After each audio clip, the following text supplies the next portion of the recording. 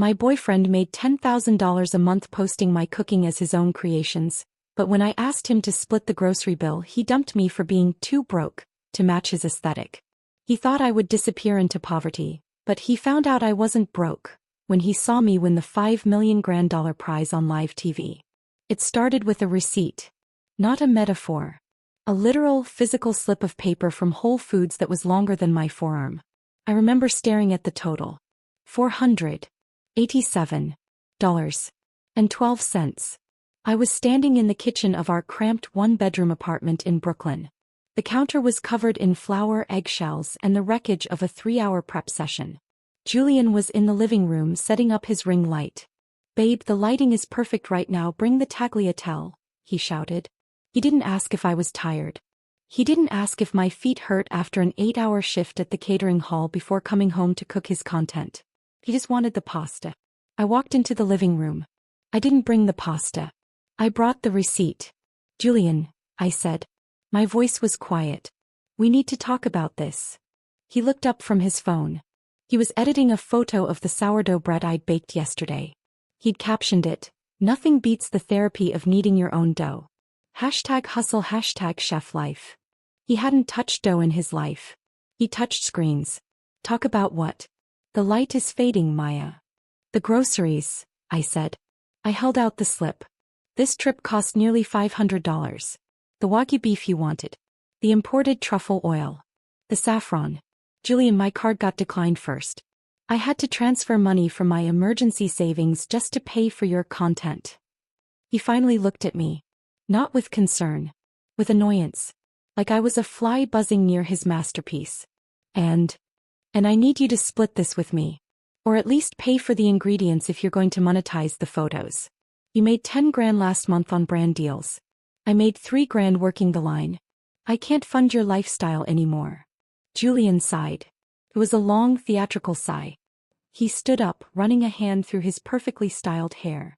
He looked at me, really looked at me for the first time in weeks. He looked at my stained apron. My messy bun. The burn on my forearm from the oven. "That's the problem with you, Maya," he said. His voice was smooth. Condescending. "You obsess over the pennies. You have a scarcity mindset." "I have a rent-is-due mindset," I snapped.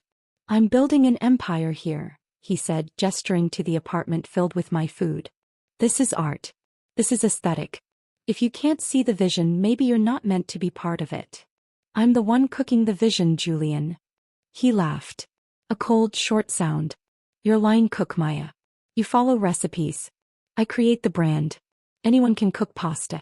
Not everyone can sell a lifestyle." Then the doorbell rang. Julian checked his watch.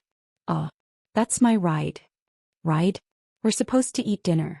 I made the saffron cream sauce you asked for." "Change of plans," he said. He picked up his gym bag. I realized then it was already packed. "I'm going to dinner with Sienna. She's taking me to Lou Bernardine." Sienna. The girl who commented on every single one of his posts. The girl whose father owned half of Tribeca. "Sienna?" I asked. My stomach dropped. "Yeah. Look, Maya, this." He gestured between us. "It's not working. You're too stressful. You bring the vibe down. Sienna understands the industry. She understands that you have to spend money to make money. She's not cheap." I had emptied my savings account to buy him that Wagyu beef. "You're breaking up with me? Because I asked you to pay for your own groceries." "I'm breaking up with you because you're too broke for me," he said, opening the door. "It's dragging down my brand. I need to be with someone who matches my aesthetic. Someone who doesn't cry over a grocery receipt. Good luck with the catering thing." He walked out. He left the door open. I watched him get into a matte black G-Wagon idling at the curb.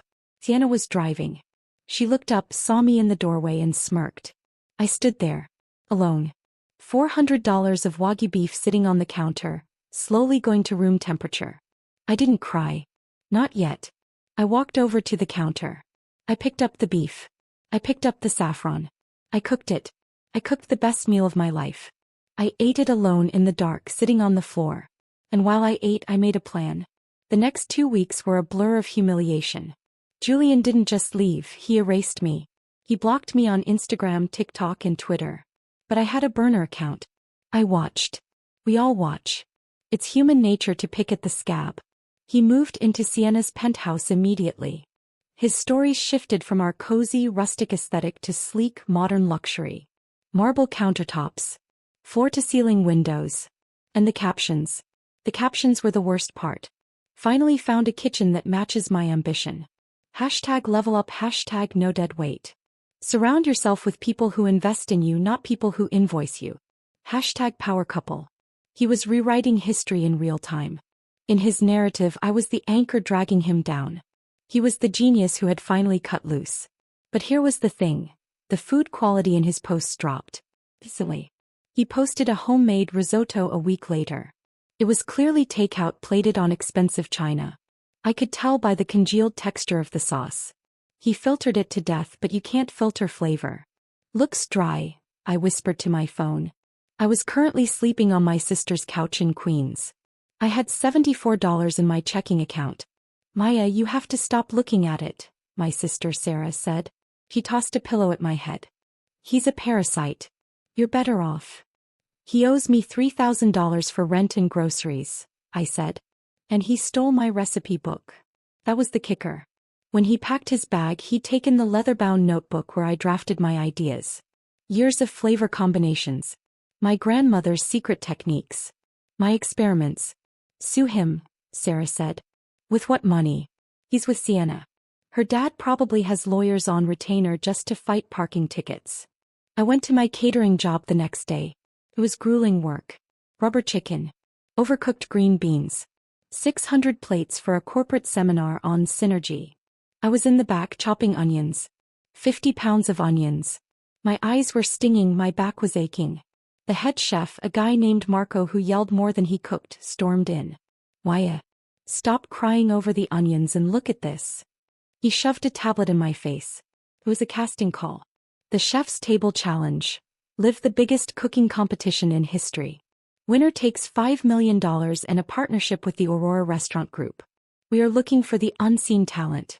The underdogs. The ones with something to prove. So, I said, wiping my hands on my apron. So, Marco barked. You're the best cook in this kitchen. Hell, you're the best cook I know and I hate everyone. You made that rubber chicken taste like coco vin last week. Apply. I can't be on TV, Marco. I don't have a brand. I don't have an aesthetic. You have hands, Marco said, grabbing my wrist and holding my hand up. It was scarred, calloused, and strong. And you have rage. Rage cooks better than ego. Apply. I looked at the screen. $5 million. Enough to buy a restaurant. Enough to never look at a price tag at Whole Foods again. Enough to bury Julian. I applied that night. The application asked for a video submission. Tell us your story. I didn't do a glamorous intro. I didn't use a ring light. I set my cracked iPhone against a bottle of olive oil. I sat in my sister's dim kitchen wearing my stained whites. My name is Maya, I said to the camera. For 3 years I was the hands behind a famous food influencer. He took the photos. I cooked the food. He told the world he was a genius. I paid for the groceries. I looked directly into the lens. He left me because I was too broke. He said I had a scarcity mindset. He was right. I'm starving. And I'm coming to eat. I hit send. 3 days later I got the call. They flew me to Los Angeles. I had to sign an NDA so thick it looked like a novel. I couldn't tell anyone. Not Sarah. Not Marco. I told everyone I was taking a mental health break. I told them I was going up on upstate to a cabin to disconnect. Good, Julian would think if he heard. She's wallowing. The competition was brutal. It wasn't like the other shows. This was the Chef's Table Challenge. It was designed to break us. There were 20 contestants.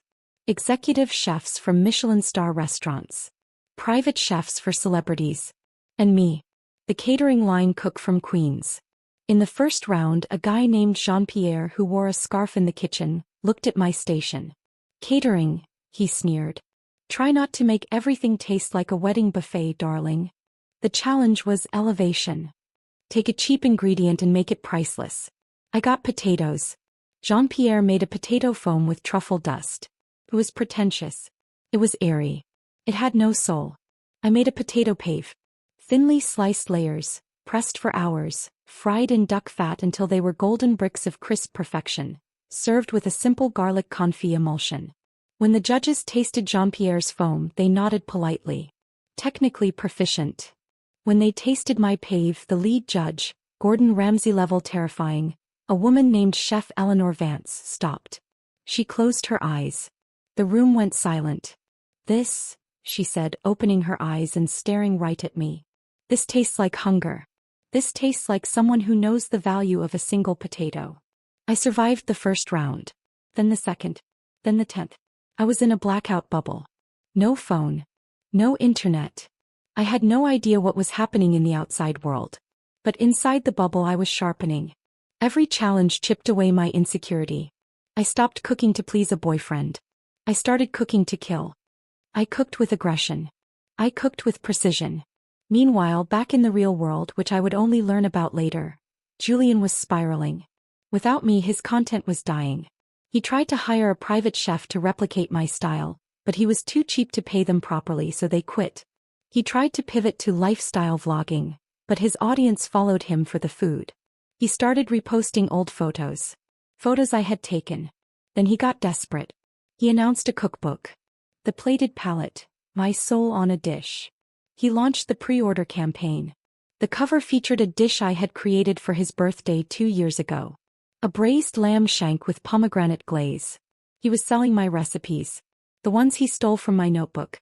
I was in the semi-finals when the producers handed our phones back for a designated family call hour. I called Sarah. "Why? Oh my God, are you alive?" "I'm fine. I can't say where I am. But I'm okay." "Listen," she hissed. "Julian is releasing a cookbook next month. It's all your stuff, Maya." I saw the preview. The lamb shank. The saffron pasta. Even grandma's apple cake. He's taking credit for everything. My hand tightened around the phone. The plastic creaked. "He's releasing a cookbook?" "Yes. He's doing a massive launch party next Friday. He's calling it the culinary event of the season. Next Friday. The date of the live finale." A slow, cold smile spread across my face. It wasn't a nice smile. It was the smile of a wolf who just realized the sheep left the gate open. "Let him," I said. "What?" "Maya, we have to sue him." "No," I said. "Let him print the books. Let him stack them high. Let him invite everyone he knows." "Why?" "Because," I said, looking at my reflection in the dressing room mirror. "I look different. Sharper. Leaner. Timing is everything in cooking, Sarah. You don't serve the dish until it's ready." "Maya, you're scaring me." "Good. Watch TV next Friday, Sarah. Tell Mom to watch. Tell everyone." I hung up. I walked back into the studio. I had one more round to win to make the finale. The theme was betrayal. I wasn't going to lose. I made it to the finale. It was down to me and a chef named Marcus. Marcus was a beast, classically trained in Paris, arrogant, technically flawless. He was the Goliath. The finale was live. Broadcast to 10 million viewers. The studio was electric. The lights were blinding. But I wasn't thinking about the lights. I was thinking about Julian. I knew exactly what he was doing right now. He was at his launch party in a rented loft in Soho. He'd have a massive screen set up to watch the finale, not because he cared about me, he didn't know I was the finalist, but because the Chef's Table Challenge was the biggest cultural moment of the year, and he had to be seen engaging with it. He was probably live-streaming his reaction. "Welcome to the grand finale," the host shouted. The camera swept across the audience. Then it zoomed in on me. I wasn't wearing the standard white chef coat. I had asked for black. Introducing our first finalist, the announcer's voice boomed. The dark horse. The catering queen. Maya Lin. I looked into the camera. I imagined I was looking directly into Julian's eyes across the city. In Soho at that very moment, as I later saw on the recordings, the room went dead silent. Julian was holding a glass of champagne. He was mid-sentence talking to a reporter about his creative process. He froze. On the giant screen behind him, his broke ex-girlfriend was standing on a stage that cost more than his entire life. And her opponent, Marcus Thorne. The challenge was announced. The meal of your life. 3 courses. 3 hours. No rules. Cook the story of who you are, Chef Eleanor said. Marcus went for luxury. foie gras, caviar, gold leaf. He was cooking money. I went for blood. First course, the budget. Elevated version of instant ramen. Hand-pulled noodles in a broth that took 3 days to clarify, topped with a soft-boiled egg marinated in soy and mirin. Context: it was what I ate every night while he ate takeout. Second course, the receipt. Wagyu beef. The exact cut from the Breakup. But I didn't treat it with preciousness. I seared it hard, aggressive, served with a bitter dandelion green chimichurri and charred root vegetables. Context: the bitterness of the memory, the fire of the argument. Third course, the theft. This was the kill shot. I made the lamb shank with pomegranate glaze. The exact dish on the cover of Julian's book. The book sitting in stacks at his party right now. I cooked like a woman possessed. I moved around the station with a rhythm that felt like a dance and a fight at the same time. Marcus was sweating. He was making mistakes. He was overthinking. I wasn't thinking. I was channeling. When I plated the lamb shank, I looked at the camera again. "This dish," I said to the roving reporter with the microphone, "is special to me. It was the first recipe I ever wrote down in my notebook. The notebook that went missing recently." I saw the judges exchange a look. They knew the backstory. I'd told them in the pre-interviews. They loved the drama. "It looks stunning," Chef Eleanor said, approaching my station. "It's a dish about patience," I said, my voice steady. "And about ownership." The timer hit 0. Hands up. The tasting began. Marcus's food was perfect. But it was cold. It lacked emotion. Then they came to me. They ate the ramen. They smiled. They ate the beef. They gasped. Then the lamb. Chef Eleanor cut into the meat. It fell away from the bone as if it surrendered. He took a bite. She chewed slowly. She put her fork down. "Maya," she said, "I have tasted this flavor profile before." My heart stopped. Did she know? "I tasted a pale imitation of it at a restaurant in the city last week," she said. "A trendy spot. It was good. But this has the soul the other one was missing. This is the original." She wiped her mouth. "This is a $5 million bite of lamb." The voting was instant. The winner of the Chef's Table Challenge and $5 million. The pause lasted an eternity. Violin. Confetti exploded. The crowd roared. My sister ran onto the stage. I stood there covered in gold glitter holding a check the size of a door. And then the host handed me the microphone. "Maya, you've just won the biggest prize in television history. Is there anyone you want to thank?" This was it. The projector moment. I looked right down the barrel of the lens. I knew Julian was watching. I knew his guests were watching. I knew Sienna was watching. "I want to thank my ex-boyfriend, Julian," I said. The audience hushed. He told me I was too broke for him. He told me I didn't match his aesthetic. He left me with nothing but a grocery receipt and a broken heart. I smiled. It was dazzling. "If you hadn't dumped me, Julian, I would still be in your kitchen, cooking the food you took credit for. I would still be the invisible hands building your empire. So thank you. Thank you for setting me free. And by the way," I leaned in closer, "the lamb shank recipe in your new book? You forgot the star anise. That's why yours never tastes quite right." Drop mic. The aftermath was nuclear. I didn't just win, I went viral. Within 10 minutes, hashtag the lamb shank was trending #1 globally. Hashtag Julian is over party was #2. I later saw the footage from Julian's party. Someone had live-streamed the whole thing. When I mentioned his name, the room went quiet. When I mentioned the recipe theft, the room gasped. Sienna, standing next to him, literally took a step away. Julian looked like he was having a stroke. He tried to laugh it off. "He's joking. She's crazy. That's my recipe." But the internet is a detective agency that never sleeps. Within an hour, people were side by side comparing his old posts, the ones I cooked, with his recent posts, the garbage he cooked. They found the metadata on his photos. They found my old blog from culinary school, which I had forgotten about, where I had posted the first draft of the lamb recipe in 2019. Proof. The publisher of his cookbook issued a statement at 11 p.m. that night. "Due to allegations of plagiarism and intellectual property theft, we are suspending the release of The Plated Palate, pending an investigation." Suspended. The books were pulped. But I wasn't done. The next morning I walked into a meeting with the Aurora Restaurant Group. I was wearing a new suit. I had a lawyer with me, a shark named Renee who cost $800 an hour. "We love you, Maya," the CEO said. "We want to open your flagship restaurant in Manhattan. What's your concept?" "I want to call it Receipts," I said. "Edgy," he said. "I like it. And I want to buy the building on 4th Street. He paused. "That's expensive real estate." "I have $5 million, I reminded him. "And I have the backing of the network." Done. 2 weeks later I was walking out of my new building when I saw him. Julian. He was standing on the sidewalk. He looked rough. He hadn't shaved. His aesthetic was gone. He saw me and started walking over. He put on that old smile, the one that used to work. "Maya. Hey, Paul, look at you. Millionaire Maya." I didn't stop walking. I signaled to my security guard. Yes, I had one now. "Maya, wait. Look, I know things got messy. But I was thinking, we made a great team. The drama, it's great PR. Imagine the reunion content. The chef and the muse. We could monetize this feud so hard." He was still trying to hustle me. He was drowning and he thought I was a life raft. I stopped. I took off my sunglasses. "Julian," I said. "You owe me $3,000 for rent and groceries." "What?" "Maya, come on.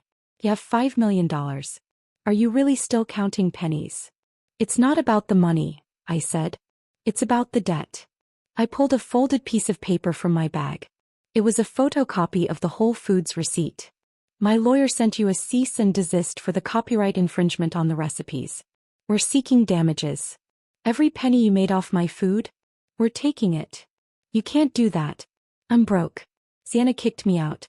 The brand deals dropped me." "I know," I said. "I guess you're too broke for me now." I got into the waiting car. It was a black SUV. "To the bank?" the driver asked. "No," I said, watching Julian shouting silently on the sidewalk as we pulled away. "To the market. I need to buy some saffron." 6 months later. The restaurant Receipts opened to a 3-month waiting list. The critics raved. The New York Times called it a masterclass in narrative dining. The signature dish, the lamb shank, was ordered 300 times a night. I was in the kitchen during prep service. It was my favorite time. The quiet before the storm. The smell of roasting garlic and simmering stock. I wasn't shouting. I wasn't stressed. My kitchen was calm. I paid my staff well. I fed them family meal every day. My sister Sarah walked in holding a tablet. She was my general manager now. "Hey boss. Review numbers are up again." "Good. Also, did you see this?" She showed me a TikTok video. It was Julian. He was in a small, badly lit kitchen. He looked tired. He was filming a video about budget meals under $5. He was trying to cook pasta. The water wasn't boiling. The sauce was breaking. "Hey guys, welcome back to the channel. Today we're making, butter noodles." He had 400 views. The top comment was, "Isn't this the guy who stole the lamb shank recipe?" I handed the tablet back to Sarah. "I don't need to see that," I said. "You don't?" "No. That's the past. It's stale." I turned back to the stove. I had a new dish to perfect. A risotto. But this time I was going to do it right. No shortcuts. No filters. Just heat, time, and technique. I tasted the broth. It was perfect. I walked out into the dining room. It was empty, bathed in the golden afternoon light. I sat at table 1, the best seat in the house. I thought about the girl crying on the floor of the Brooklyn apartment.